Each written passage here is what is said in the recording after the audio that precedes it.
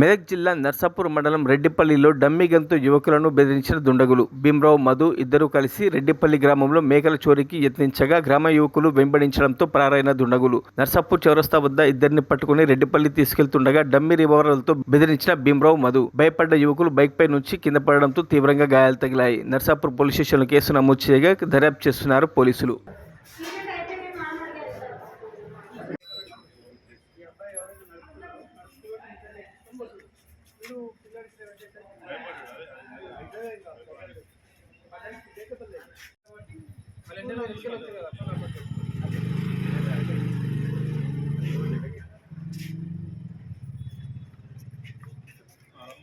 మరిన్ని అప్డేట్స్ కోసం మా ఛానల్ని సబ్స్క్రైబ్ చేయండి.